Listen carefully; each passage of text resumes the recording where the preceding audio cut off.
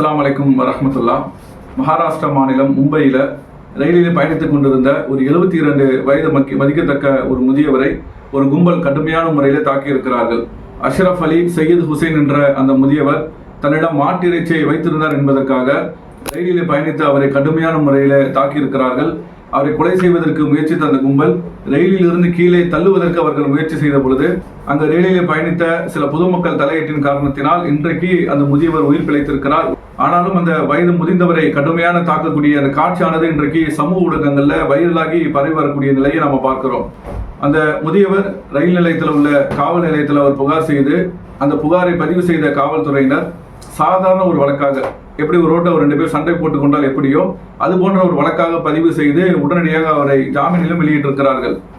பிறகு அந்த வீடியோவானது வைரலாகி சமூக ஊடகங்களை பார்த்த பிறகு அவருடைய குடும்பத்தார் அந்த பகுதியில் உள்ள SDP போன்ற அரசியல் கட்சியினுடைய தலையீடு ஏற்பட்டு அவர்கள் மீண்டும் அந்த காவல் நிலையத்திற்கு புகாராக கொண்டு வந்த பிறகுதான் இன்றைக்கு அந்த புகாரை பதிவு செய்திருக்கிறார்கள், FIR-ம் கொடுத்திருக்கிறார்கள். அதில் எவ்வளவோ பெரிய பெரிய கொடுமையான சம்பவங்கள்லாம் நடந்து கொண்டிருக்கிறது, பெரிய பெரிய குற்ற சம்பவங்கள்லாம் நடந்து கொண்டிருக்கிறது. இந்த நாட்டில் அரசியலமைப்பு சட்டம் நமக்கு வழங்கி இருக்கக்கூடிய ஒரு உரிமையாக உணவு உண்ணக்கூடிய பழக்கம். அப்போ மாட்டிறைச்சியை நீங்கள் கடவுளாக வணங்குறீங்க என்று சொன்னால் நீங்கள் அதை புனிதமாக்குறதுலாம், நீங்கள் அதை சாப்பிடாமல் இருக்கலாம். ஆனால் இந்த நாட்டில் வாழக்கூடிய எந்த ஒரு குடிமகனும் இந்த மாட்டிறைச்சியை சாப்பிடக்கூடாது, அப்படி சாப்பிட்டால் நாங்கள் அடித்து கொலை செய்வோம் என்று இன்றைக்கு ஒரு கும்பல் கிளம்பி இருக்கிறார்கள். இந்த தேசத்தை ஆண்டு கொண்டிருக்கக்கூடிய இந்த மத வெறியர்களால் தூண்டிவிடப்பட்டு இன்றைக்கு இது போன்ற ஒரு கும்பல் வடநாட்டில் குறிப்பாக பல சம்பவங்கள் தொடர்ச்சியாக நடந்து கொண்டிருக்கிறது.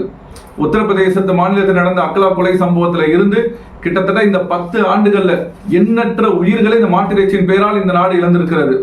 ஆனால் இதையெல்லாம் செய்யக்கூடிய அந்த கும்பலை கொம்பு சீவி விட்டு வளர்த்து விடுகிறார்களே தவிர அவர்கள் சட்டத்து முன்னால் இன்றைக்கு நிறுத்தப்படுவது கிடையாது, தண்டிக்கப்படுவது கிடையாது. சாதாரண ஒரு வழக்காக பதிவு செய்து ஒரு அரசியல் கட்சி தலையிட்ட பிறகுதான் அதுக்கு FIR கூட பதிவு செய்யும் அளவிற்கு காவல்துறையினரும் மெத்தனமாக இது போன்ற குற்ற சம்பவங்கள் அதிகரிப்பதற்கு, நாளை மக்கள் மாட்டிறைச்சியை எடுத்து செல்வதற்கு உயிருக்கு அச்சப்படக்கூடிய அளவுல இது என்ன தடை செய்யப்பட்ட பொருளா? இது ஏதோ மக்களுக்கு கேடு தரக்கூடிய ஒரு பொருளா? எப்படி இது மாதிரியான ஒரு கொடூரமான ஒரு செயலை இந்த மதவெறியர்கள் அரங்கேற்றிக் கொண்டிருக்கிறார்கள்? இதெல்லாம் மற்ற பொதுவான மக்கள் சாதாரணமாக பார்த்து கடந்து செல்வீர்களே, ஆனால் இது நம்ம தேசத்தை ஆளக்கூடிய ஒரு ஆட்சியாளன் இவ்வளவு மோசமாக இருக்கிறான், அந்த தேசத்திலே நாம் அவர்களுக்கு கீழே ஒரு குடிமக்களாக இருக்கக்கூடிய நாம் இதை கண்ணும் காணாம கடந்து போனோம் என்று சொன்னால், இவர்களுக்கு எதிராக குரல் கொடுக்கவில்லை, போராட்டம் நடத்தவில்லை, சட்ட ரீதியான போராட்டத்தை நாம் முன்னெடுக்கவில்லை என்று சொன்னால் இந்த பாதிப்பு இந்த அஷ்ரஃப் அலியோடு நிற்க போவது கிடையாது.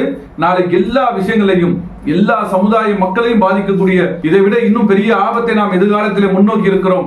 அதற்கெல்லாம் ஒரு முற்றுப்புள்ளி வைக்க வேண்டும் என்று சொன்னால் இந்த நாட்டிலே இந்த தேசத்தை நேசிக்கக்கூடிய மக்கள், அரசியலமைப்பு சட்டத்தை பாதுகாக்க வேண்டும் என்று நினைக்கக்கூடிய மக்கள் இது போன்ற சர்வாதிகார ஆட்சியில நடக்கக்கூடிய கொடூர சம்பவங்களை எல்லாம் கடந்து சென்று விடாமல் இதற்கு எதிராக கடுமையான குரல் கொடுக்கக்கூடியவரை ஒவ்வொரு நாட்டு குடிமக்களும் கண்டிப்பாக இது போன்ற நியாயத்துக்கு குரல் கொடுக்க முன்வர வேண்டும்.